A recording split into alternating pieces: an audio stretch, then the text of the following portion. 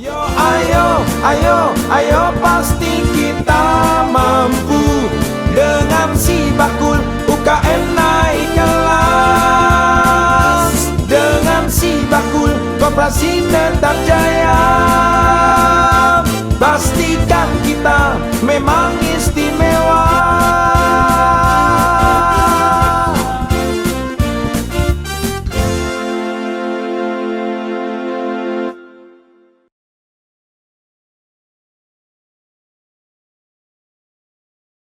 One 106.1 Jeronimo Drill Sana Jogja. Halo Kanca Muda, apa kabar? Ketemu lagi barengan sama Awan Narendra di Sidilan Sibakul Njajah Deso Milankori.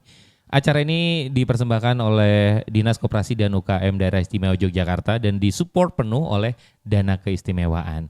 Hari ini Awan Narendra ketemu orang-orang yang luar biasa Kanca Muda dan kita bakal ngomongin soal kolaborasi. Kolaborasi yang seperti apa? Nah, di samping Awan ini udah ada orang-orang yang luar biasa, orang-orang yang pasti banyak sekali informasi yang nanti bakal kita dapatkan Kanca Muda yang sayang banget kalau misalnya kamu lewatin ya. Hari ini Awan bakal ngobrol-ngobrol dengan Ibu Yuna Pancawati, beliau adalah Kepala Biro Administrasi Sumber Daya SDA Setda DIY. Administrasi perekonomian, J. Selamat sore Ibu. Selamat sore Mas Awan, selamat sore juga Kanca Muda. Matur nuwun Ibu J. Di sela-sela kesibukannya mau ngobrol-ngobrol dengan kita. Oh siap.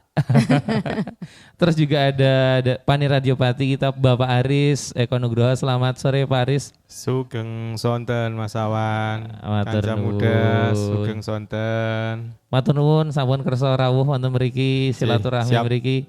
Nanti kita bakal banyak tanya-tanya ya Mas Aris ya. Monggo. Kemudian juga ada Ibu Ana Windiawati SHMH, Kepala Biro Organisasi Setda DIY. Ya, betul.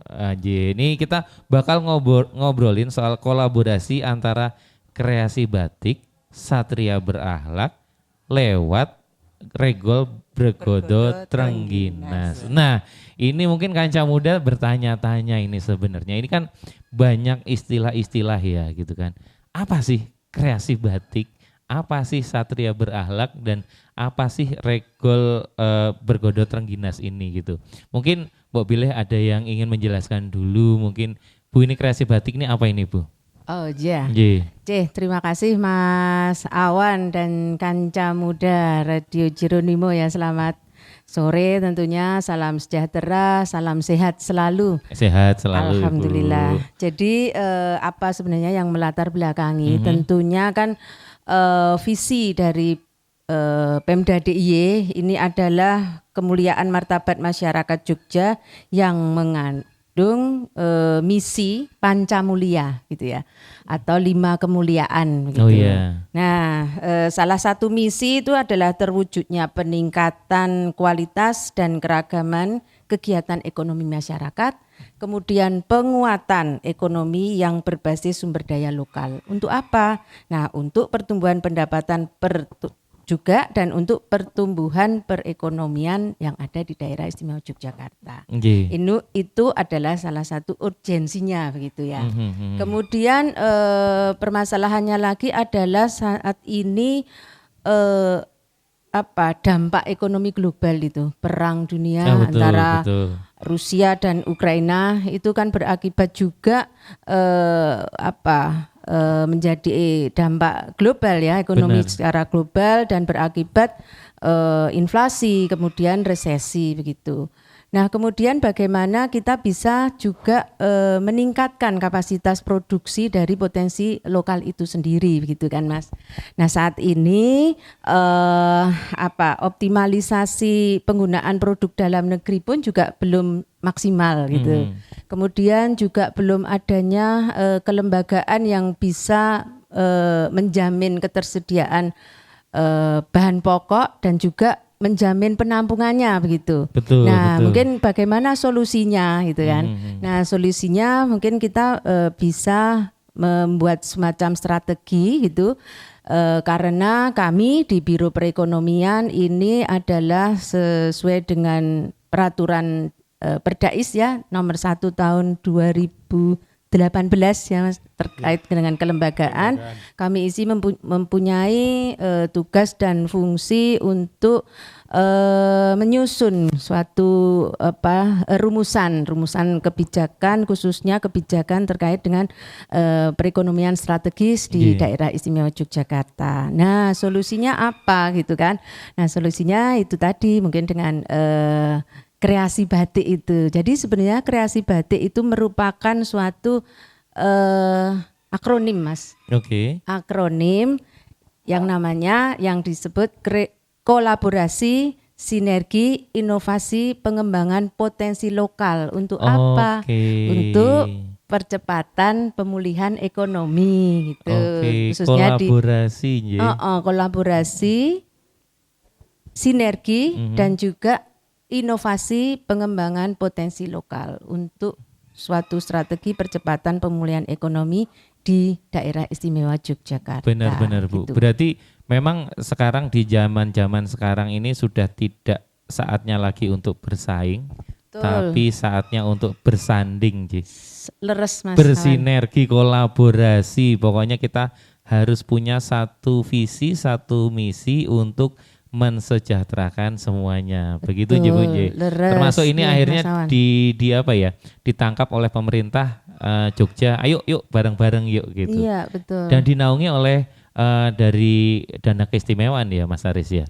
Iya, harapannya semacam itu karena kebetulan kan dana keistimewaan itu diakui atau tidak itu kan selalu menjadi bagian tempat orang bertanya. Ada masalah negatif mesti danais. Kemudian apapun permasalahan di Pemda yang diminta menyelesaikan danais walaupun dananya tidak begitu banyak. Maka yang disampaikan gimana oleh tingkat kemiskinan dan lain-lain gitu ya. Kemiskinan gimana, kemudian sampahnya gimana, ada kenakalan anak gimana, sudah ada danais kok masih nakal anaknya. Kan juga menjadi bagian. Jadi semua hal negatif kan dikaitkan dengan kita. Makanya tadi yang disampaikan oleh Mbak Yuna tadi yang namanya kolaborasi dan sinergi itu menjadi bagian ya unggulan kita itu gitu.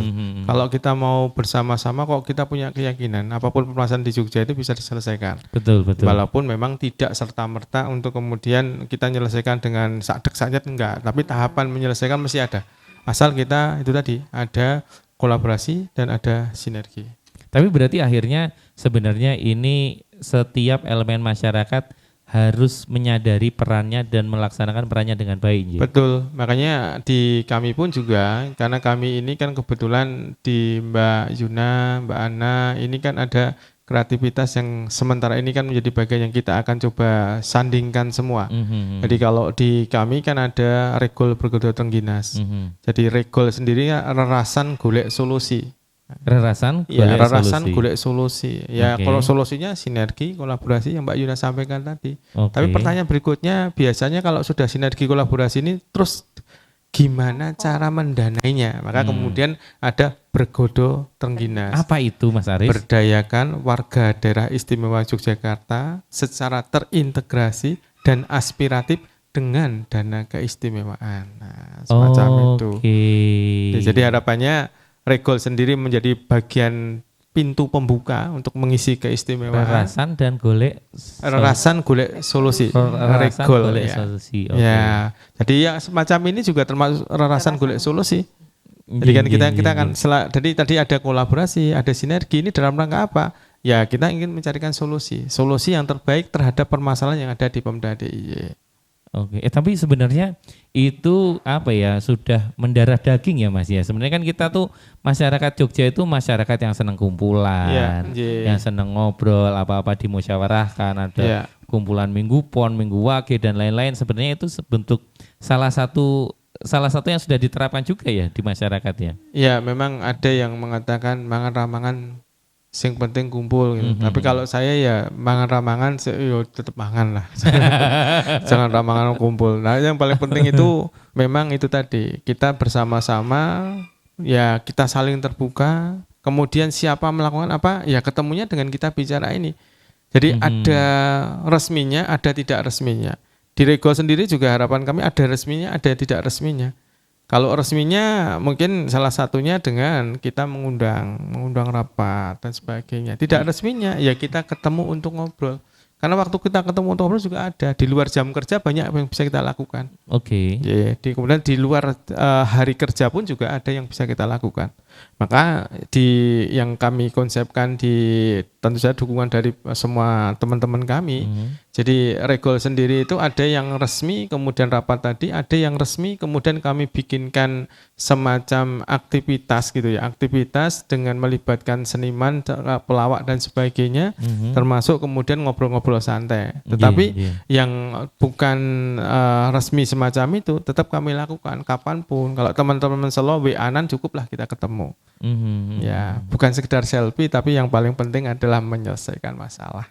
Betul dan Bergodo Trengginas ya. Itu terintegrasi. Ya. Ya itu mau seperti apa sih Mas akhirnya nanti pengaplikasiannya di masyarakat? Jadi terintegrasi itu kan sebenarnya ya tadi KS tadi, kolaborasi dan sinergi itu kan terintegrasi. Jadi antara kolaborasi dan sinergi itu kan menjadi bagian terintegrasi. Jadi terpadu, kemudian kalau kita punya titik sasaran, titik tembak itu bareng-bareng kita kerjakan. Jadi bukan kemudian kita ketemu, kita ngobrol, habis itu kita punya pikiran sendiri, kemudian jalan sendiri. Nah, ini harapan kami tidak. Jadi kalau anak panah itu kita sudah tahu titik sasaran mana yang akan kita capai dengan terintegrasi tadi. Nah, kalau aspiratifnya tentu saja di situ tidak ada OPD yang tertinggi, tidak ada. Karena semuanya bareng ya. Semuanya punya kemampuan. Punya aku bisa ngewangi opo ini gitu ya. Dan itu kalau dengan berjalan dengan gitu. baik, itulah yang betul-betul diharapkan. Pemda itu akan luar biasa kalau ada yang kemudian bersama-sama bergeraknya. Sehingga di situ tidak ada OPDX itu lebih tinggi daripada OPD-nya, tidak ada. Tapi tidak memang kita sama-sama membantu Bapak Gubernur karena kita adalah pembantu Bapak Gubernur. Itu jadi catatan kami itu. Kesejahteraan masyarakat menjadi yang utama. Ya, karena kalau kami sendiri kan sebenarnya lebih pada perencana pengendali kaitan keistimewaan ya. Di situ ada tujuan keistimewaan, ada tujuan nomor 2 dalam rangka untuk mensejahterakan dan ketentraman masyarakat. Ini yang selalu ditanyakan. Kalau nomor 1 pemerintah baik, pemerintah yang demokratis nggak banyak ditanya. Yang ditanya itu kesejahteraan. Betul. Makanya betul. Kalau sejahtera ayam tentrem Mas. Ya, harapannya semacam itu. Benar. Tapi memang akhirnya butuh kesamaan visi misi, terutama di Pamong, terutama di ASN itu juga perlu kita punya satu visi misi yang sama, harus seperti apa gitu. Betul. Karena Mas, jadi kenapa yang kami sampaikan tadi menjadi bagian kolaborasi sinergi, kemudian kami dalam bentuk rerasan Regol tadi, rerasan golek solusi tadi, karena kami menjumpai sesuatu yang di lapangan itu luar biasa. Tetapi ketika mau kita buat menjadi bagian yang luar biasa bagi masyarakat, ternyata banyak tantangan. Tantangannya pertama, siapa yang melaksanakan? Betul. Apakah DIY, apakah kabupaten, atau kelurahan? Lempar-lemparan gitu Mas? Kadang ya ada yang lempar-lemparan, ada yang terlempar dengan sendirinya karena nggak ada yang mau ngerjakan. Oke. Jadi memang ada. Jadi kita lihat ada potensi bagus. Kadang-kadang begitu kita masuk sulit. Melalui DIY nggak bisa. Kenapa nggak bisa? Karena memang ketika itu DIY untuk dana ini sampai saat ini sifatnya itu program kegiatan, bukan uang diberikan. Betul. Terus kemudian di kabupaten juga sama program kegiatan kan Mas Nginduk. Nah kemudian di kelurahan agak beda lagi. Cuman di kelurahan kadang ada masalah. Masalahnya kalau kemudian di situ dikembangkan, ternyata yang mengembangkan ada orang kuncinya. Dikhawatirkan orang kuncinya itu yang seperti sering kami sampaikan. Nanti kalau dia bagus, nanti jangan-jangan nyalon ke lurah ini. Nah itu mau lewat kelurahan kan kesulitan kita. Ada juga jangan-jangan Mas Aris mau calon bupati ini. Iya, ada semacam itu. Alhamdulillah saya di provinsi Mas. Jadi saya tanpa pun juga tidak ada tendensi untuk ke sana. Karena nggak boleh jambu mete. Betul. Tapi memang tadi akhirnya butuh satu visi misi semua penggerak yang ada di Yogyakarta gitu. Betul. Akhirnya muncullah Satria Berakhlak ini, Satria Berakhlak ini memang untuk ayo dong ini jadi pegangan para ASN untuk bergerak mewujudkan visi misi dari gubernur jadi kalau tadi Bu Yuna itu menyampaikan misi gitu, kami juga sebenarnya support terhadap misi itu dari biro organisasi punya tugas support terhadap budaya inovasi. Nah, Oke. ketika ngomongin budaya inovasi, berarti itu kan inovasi yang bermunculan, yang kemudian selalu dimunculkan. Nah, ketika selalu dimunculkan itu pasti ada sesuatu di balik itu atau fondasi yang kemudian menjadi selalu berinovasi adalah kultur, mindset, perilaku. Betul. Ya, selalu ingin kemudian lebih baik lagi. Nah, ini kemudian menjadi tugas kami yang kemudian melalui Danais juga. Mas Pani ini nggak mau kalau kemudian budaya satria buktinya mana, karena kan kalau kultur itu nggak bisa dibaca fisiknya mana. Betul. Nah, ketika diminta wujudnya apa, ya wujudnya inovasi dong gitu. Nah, satria inilah yang kemudian budaya pemerintahan inilah gitu, budaya pemerintahan satria yang kemudian mendorong inovasi itu bermunculan. Satria apa sih Mas gitu. Satria itu Kanca Muda mungkin perlu tahu juga ini. Satria itu selain perwatakan, watak satrio gitu ya, itu juga akronim seperti juga kreasi batik. Satria itu S-nya sendiri selaras, akal budi luhur, satria. T-nya itu teladan, keteladanan, R-nya rela melayani, I-nya inovatif, kemudian Y ya, yakin percaya diri, kemudian ahli dan profesional. Oke. Nah, lalu sejalan kita sudah melakukan budaya pemerintahan satria ini sejak tahun 2008. 2008. Iya. Oke. Tapi memang belum sampai ke kelurahan, Mas. Oke. Tapi harus sampai ke sana. Budaya pemerintahan sampai ke pemerintah kelurahan harus punya budaya itu, budaya kerja, budaya pemerintahan satria. Tapi di tahun 2021 kemarin Pak Jokowi melalui Menpan RB kemudian mencanangkan core value ASN berakhlak.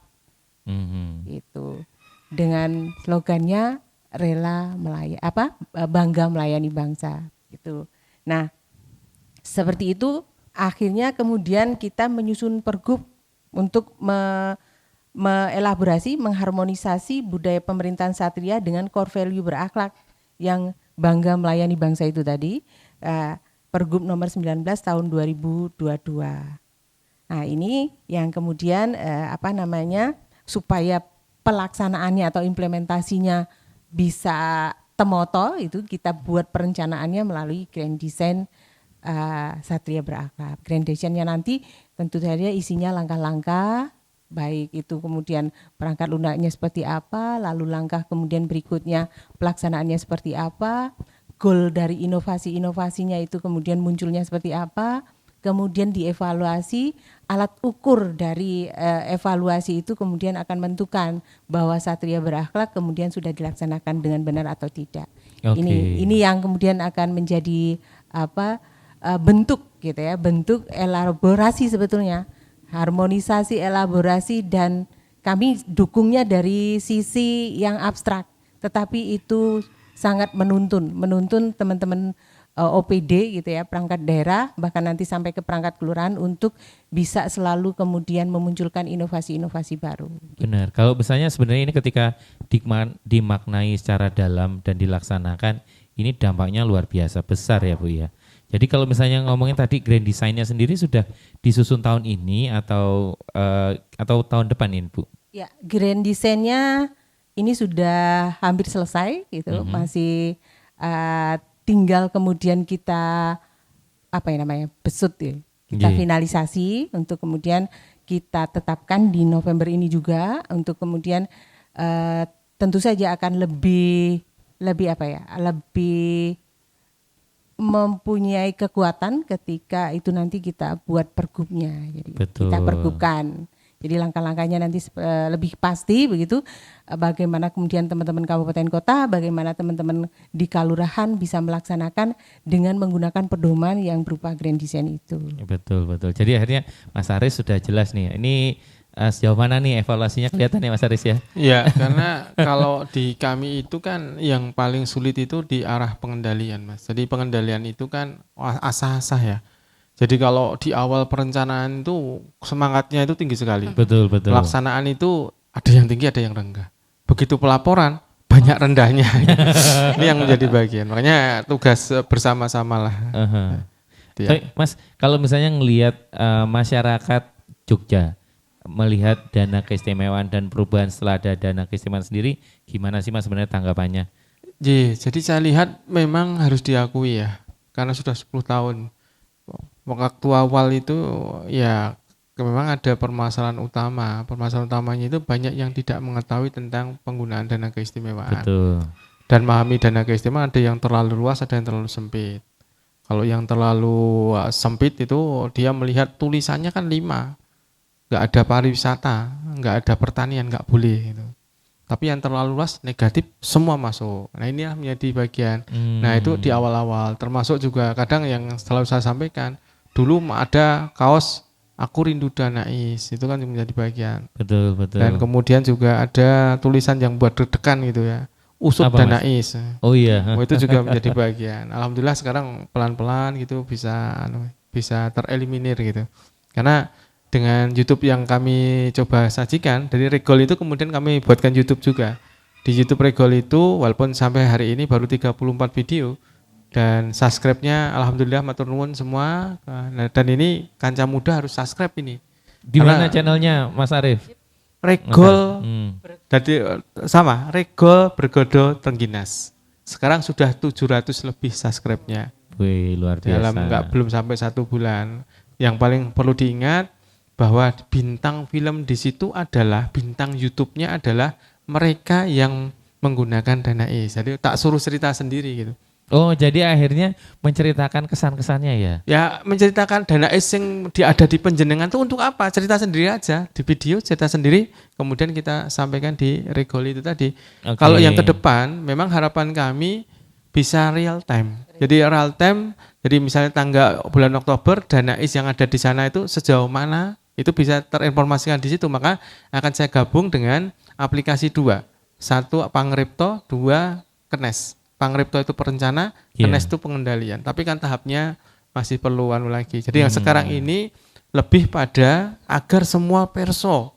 Jadi kalau selama ini anggapannya Danais hanya untuk tari-tarian, enggak ada yang untuk pertanian. Betul. Terus untuk warga miskin enggak ada, enggak sekarang ini di misalnya Sri Harjo, kemudian Sidoarjo, kemudian ada di Caturharjo, itu ternyata juga untuk warga miskin, untuk pertanian. Jadi memang kita coba sesuatu yang belum ada menjadi ada, tetapi tahapannya baik konsep, kemudian setelah itu nanti kinerja. Dan yang paling penting lagi, semua bisa menjadi bagian infografis. Karena infografis itu menjadi kata kunci. Infografis bukan di sini fungsinya. Infografis tetap pertanyaan dari pusat. Jadi kami itu ketika kemudian 2022 kaitan dengan beasiswa miskin menggunakan Danais, tidak apa-apa. Berarti seterusnya ya harus dengan Danais gitu. Biar konsepnya jelas. Jangan kadang Danais, kadang enggak. Seolah-olah seperti timun mungkuk Joko Imbo gitu. Orang nopo ngerti Danais. Begitu Danais. Tapi begitu kemudian kita mau saya saja. Nah, kami enggak berharap itu. Sehingga ketika pusat nanti bertanya, karena kami tanggung jawabnya tidak hanya terhadap pemerintah daerah, tidak hanya bertanggung jawab terhadap masyarakat, tetapi juga pemerintah pusat. Dan pemerintah pusat ini yang memegang kunci apakah Danais ini ditambah atau tidak, sehingga kan kami harus mempertanggungjawabkan semua. Oke, ditambah itu ketika juga nanti laporannya baik ya dan dampaknya juga baik gitu ya. Padahal tadi saya sampaikan laporan itu biasanya yang paling sulit ngoyak-ngoyaknya. Karena nek wis dilaksanakan anggapnya udah beres gitu, padahal di balik itu masih ada hal yang harus dilakukan gitu. Dan sebenarnya kalau misalnya ini kan sebuah kelihatannya semboyan yang mudah, tapi sebenarnya ada banyak tantangan juga di balik itu Nggih Bu Nggih. Kalau dari tantangan sendiri ketika menerapkan kreasi batik ini di lingkungan sendiri kemudian ke masyarakat ini seperti apa sih Bu? Iya Mas Awan, memang kolaborasi itu sangat mudah diucapkan. Sinergi sangat mudah diucapkan gitu kan. Tapi memang untuk pelaksanaannya kita memang butuh effort yang tinggi. Kita perlu adaptif. Artinya tadi yang disampaikan Mas Haris tadi, kira-kira di mana yang perlu, sasaran mana yang perlu kita sengkuyung bareng-bareng seperti itu. Seperti contoh misalnya, sekarang ini kreasi batik merupakan strategi gitu ya, untuk mewujudkan dengan tujuan mewujudkan itu tadi Pancamulia. Yang mana satunya adalah reformasi kalurahan, kemudian pemberdayaan kawasan selatan, kemudian budaya inovasi, yang terakhir adalah teknologi informasi kan gitu. Nah nanti kira-kira kalurahan mana yang akan kita sasar untuk bisa disengkuyung bareng-bareng. Misalnya kita ada pilot project gitu di kalurahan mana.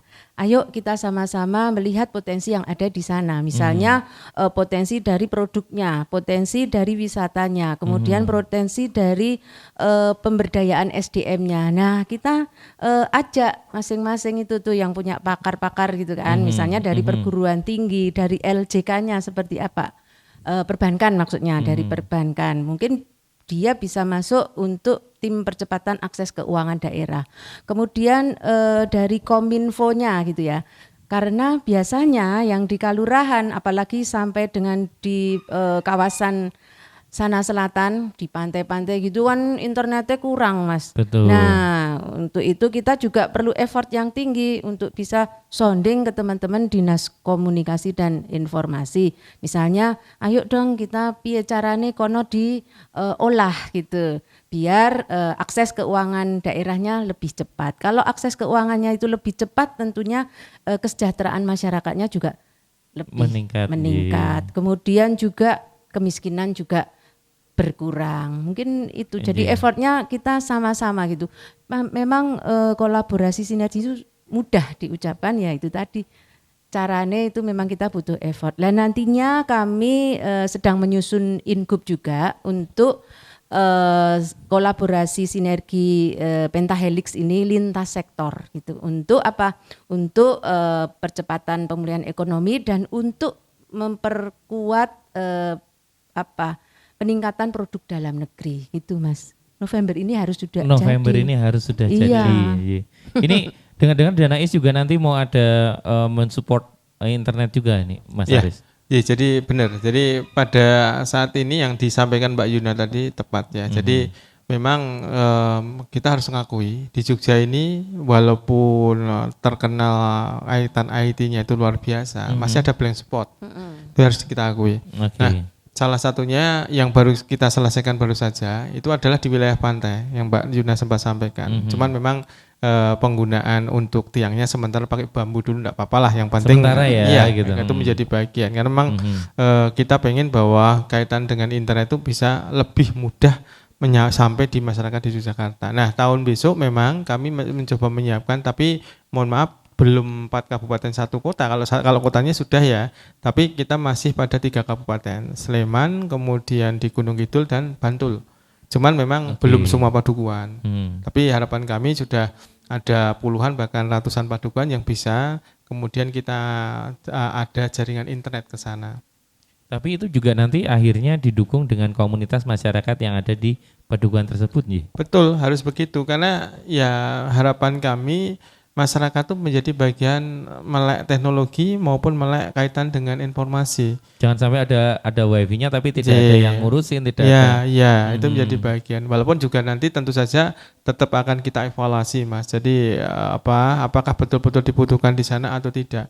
Karena kadang-kadang internet itu juga kalau enggak kemudian kita betul-betul konsentrasi untuk melihat, kita juga ada kekhawatiran juga.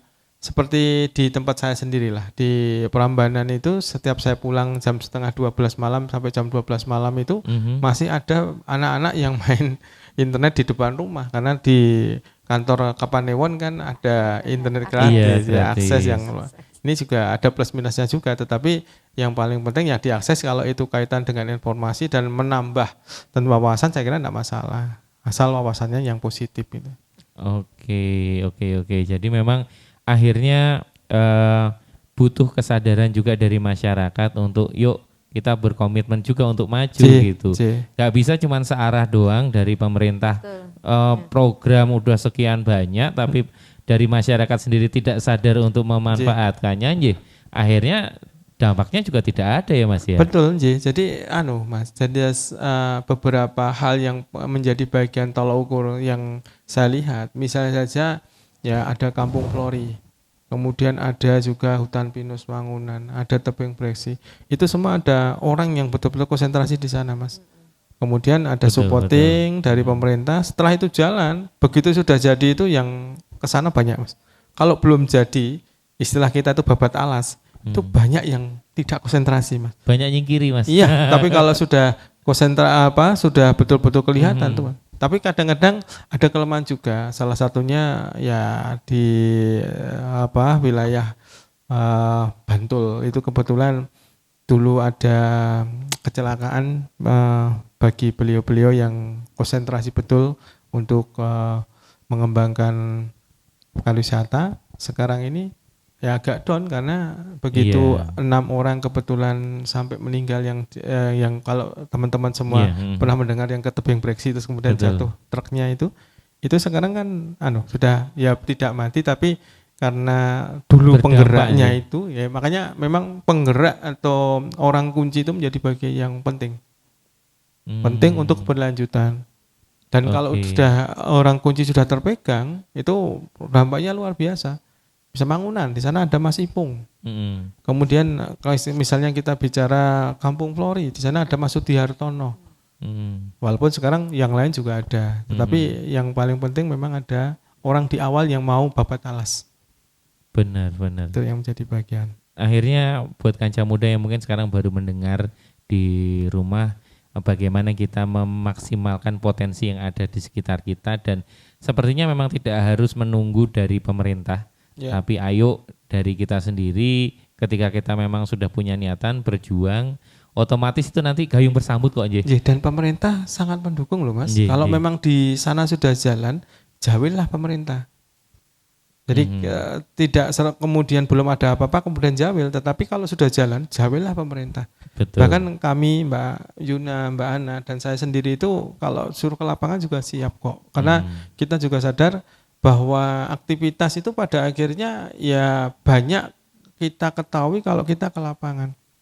Kalau di ke lapangan itu apa yang menjadi di atas kertas, kan kata proposal ya. Betul. Di lapangan beda. Contoh sekarang ini yang kalau nggak hati-hati, semua pengen proposalnya itu bikin rest area. Betul. Nah kalau kami nggak tahu lokasinya, semua kelurahan bikin rest area. Walaupun memang betul mereka berada di pinggir JJLS. Tapi kalau semua itu bikin rest area, ya datang siapa? Semua bikin showroom.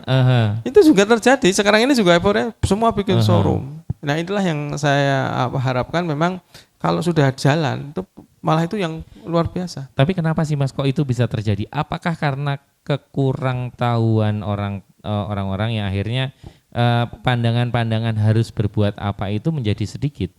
Karena biasanya banyak yang ATM Mas. Amati, tiru, modifikasi atau ada yang menambah menyempurnakan.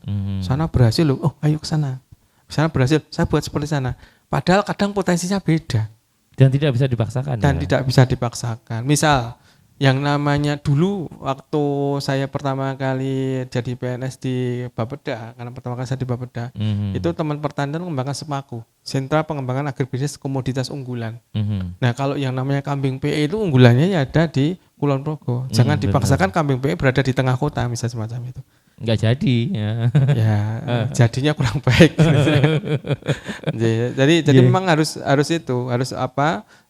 Kita harus mengetahui tentang potensinya sesungguhnya seperti apa. Kadang-kadang juga hitungan matematika itu tidak bisa diterapkan. Pernah ketika kemudian ini juga saya cerita baru di sini nih. Jadi cerita ketika kemudian dulu ada erupsi Merapi. Logika kita berapa kakak? 6.000. Pertanian menyelesaikan berapa? 2.000 misalnya. Kemudian perikanan menyelesaikan 2.000 misalnya. Kemudian perikanan ikan. Pertanian nanam-nanam. Peternakan juga bisa ikan. Masalahnya bukan itu. Beliau itu, kakak yang mau kita sasar itu, ada yang takut terhadap kambing. Nah, dikasih kambing kan enggak cocok. Terus ada yang dikasih unggas juga enggak bisa karena dia jijik terhadap kotoran.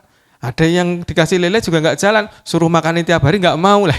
Ini kan juga menjadi bagian. Artinya ya kembali lagi potensi di masyarakat itu betul-betul harus kita obrolkan. Kalau saya boleh matur, regol, rerasan golek bener. solusi. Karena akhirnya kita berhadapan dengan manusia yang kompleks, Nji. Ya, nggih. Manusia yang memang ya makhluk yang luar biasa gitu, yang kompleks sehingga banyak tantangannya gitu. Termasuk dalam penerapan satria berakhlak itu juga pasti banyak tantangan, Bu Nji. Tantangan-tantangan yang dihadapi kados pripun Bu itu? Ya, yang jelas tantangannya adalah memahamkan, kemudian memberikan motivasi untuk itu bisa dilakukan gitu. Kan Nggih. itu tidak mudah. Jadi menyadarkan juga atas apa yang kemudian menjadi potensinya. Lalu kemudian dia kembangkan untuk kemudian bisa melakukan sesuatu yang berguna. Nah, ini lebih kemudian menjadi budaya pemerintahan, kalau di pemerintahan ya, jadi budaya di dirinya sendiri untuk selalu melakukan sesuatu yang terbaik, kemudian berkelanjutan terus gitu. Sebetulnya contoh konkret si bakul ini buah dari inovasi. Iya betul, Ya, betul. buah dari inovasi. Kemudian bagaimana inovasi itu kemudian bisa muncul, tentu karena orangnya juga kreatif. Dia ingin kemudian mengeksplor dirinya. Nah, kalau sudah seperti itu, kulturnya sudah terbentuk seperti itu, mindsetnya, perilakunya sudah seperti itu, maka itu sangat mudah atau kemudian akan bermunculan inovasi baru. Tetapi yang kemudian menjadi kendala adalah mengawalinya, kemudian memahamkannya dan kemudian mengimplementasikannya.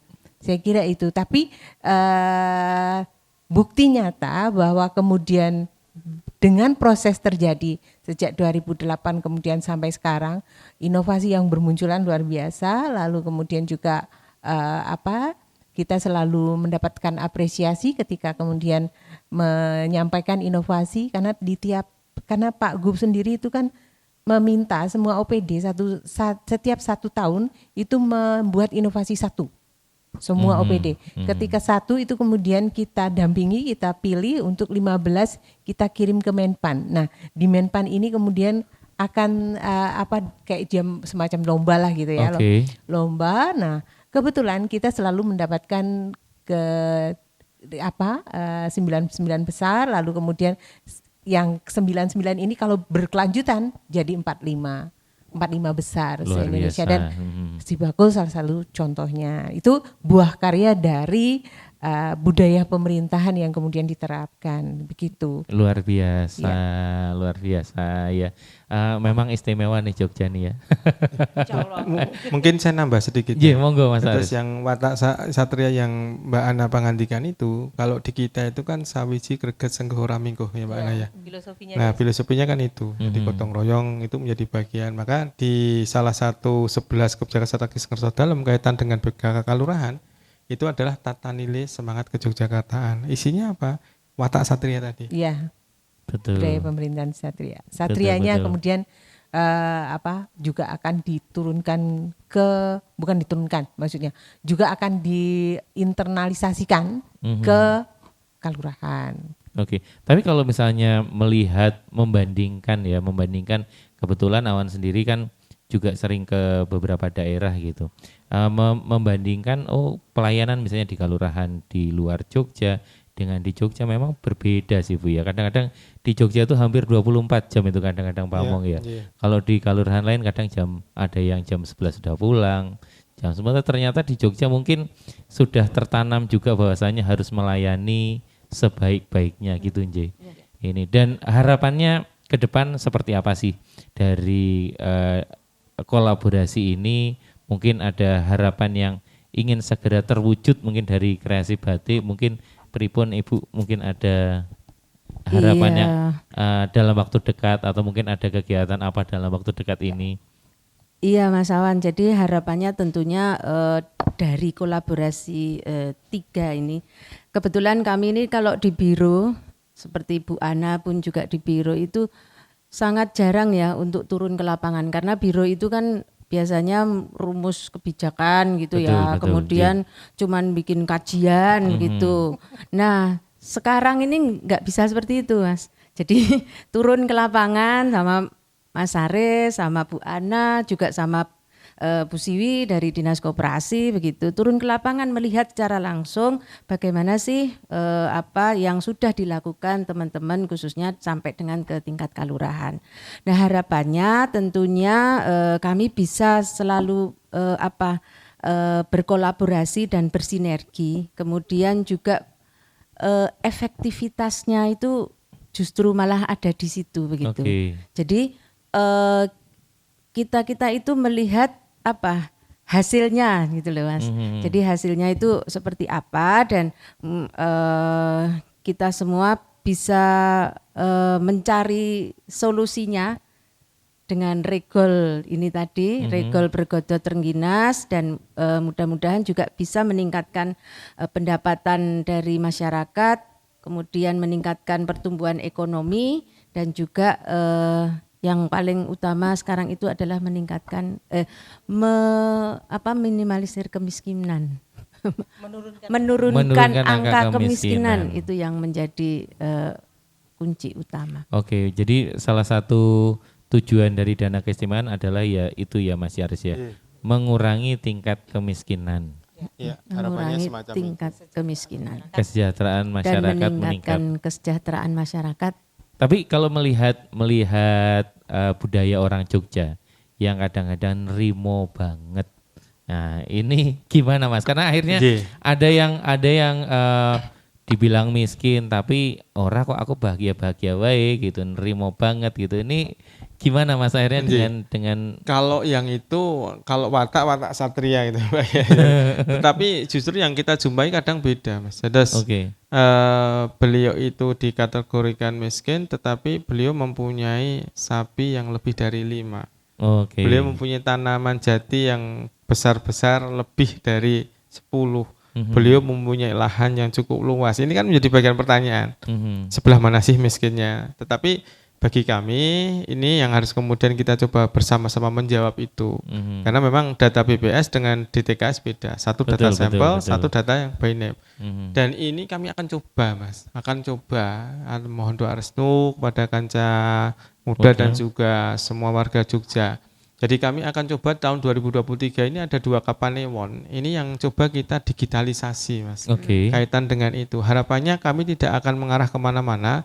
Harapannya hanya kami ingin coba melihat realnya seperti apa.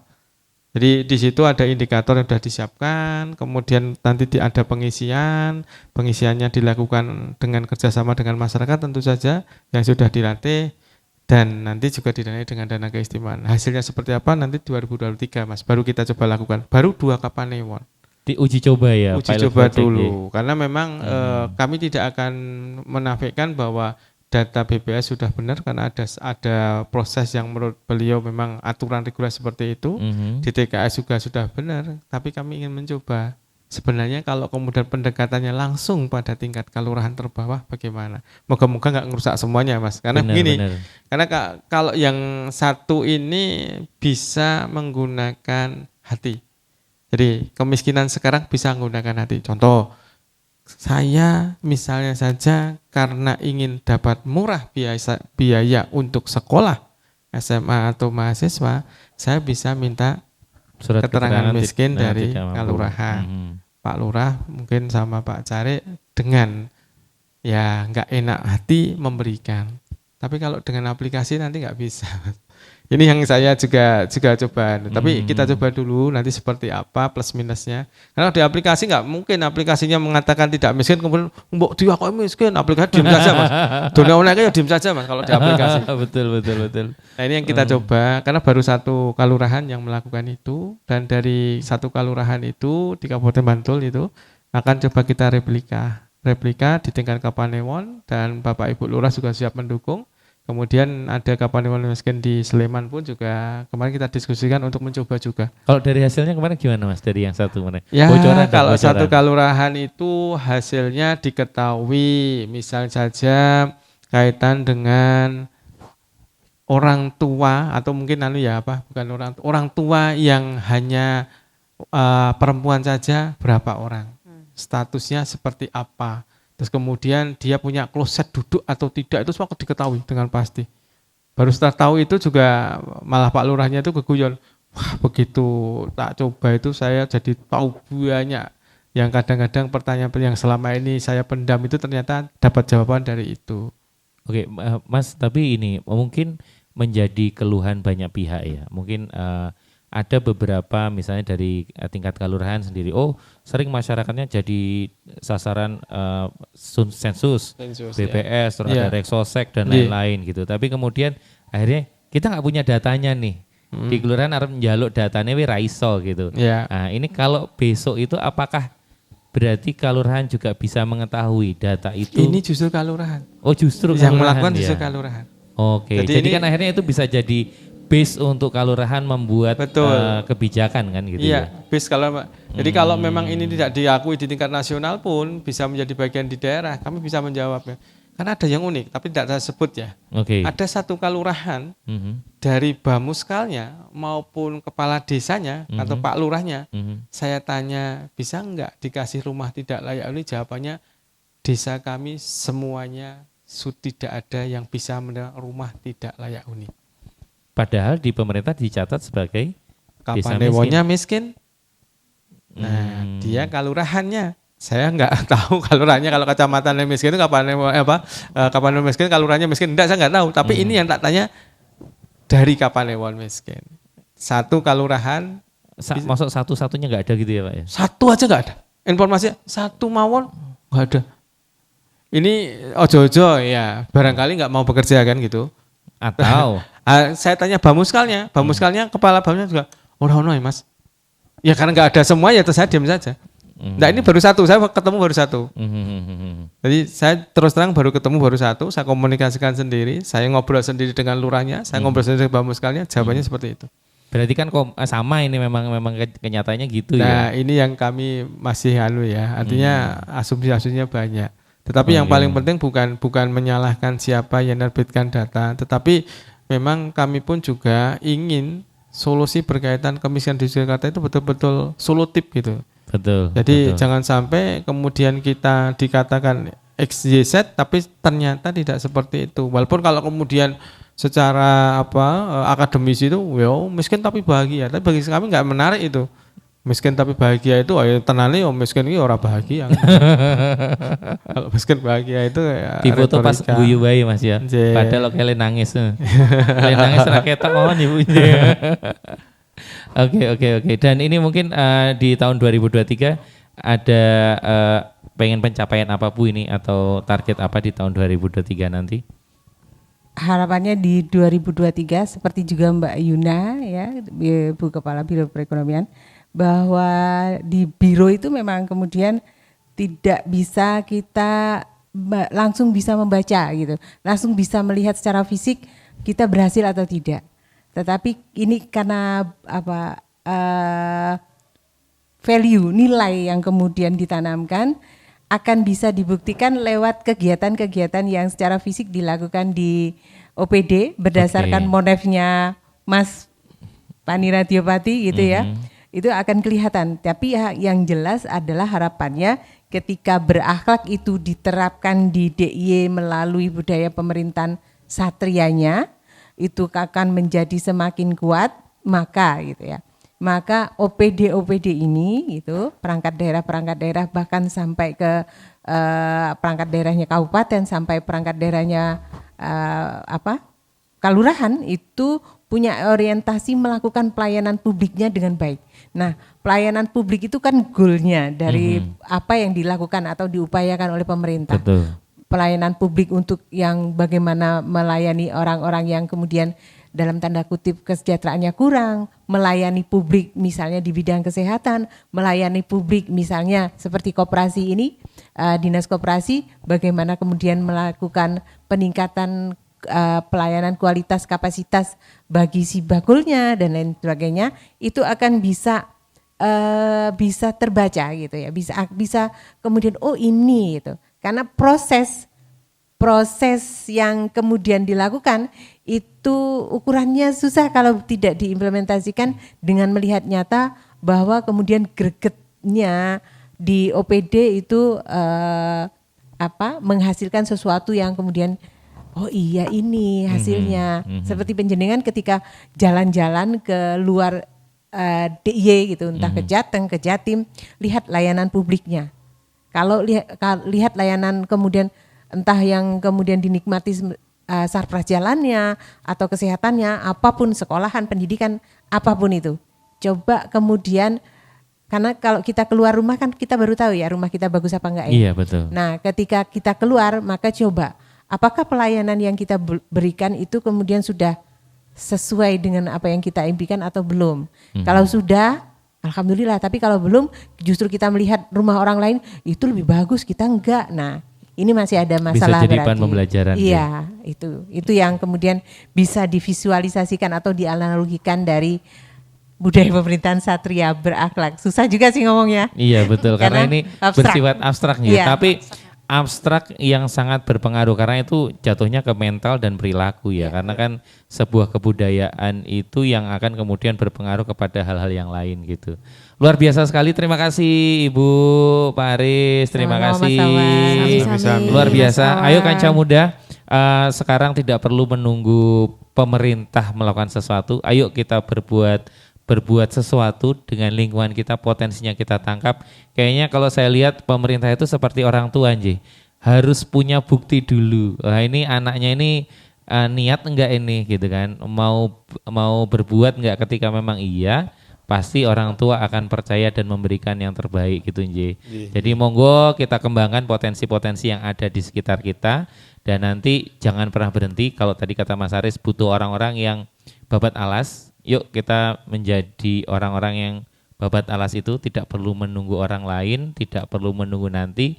Kalau bisa dilakukan sekarang, kenapa tidak? Matur nuwun sangat sekali lagi. Ketemu lagi di episode lain di Sibakul Kanca Muda Jogja. Sidilan Jajah Deso Melankori yang dipersembahkan oleh Dinas Koperasi dan UKM Daerah Istimewa Yogyakarta dan disupport penuh oleh dana keistimewaan. Awan Narendra sign out, love Jogja and you. Yo ayo pasti kita mampu. Dengan Sibakul UKM naik kelas. Dengan Sibakul Koperasi tetap jaya. Pastikan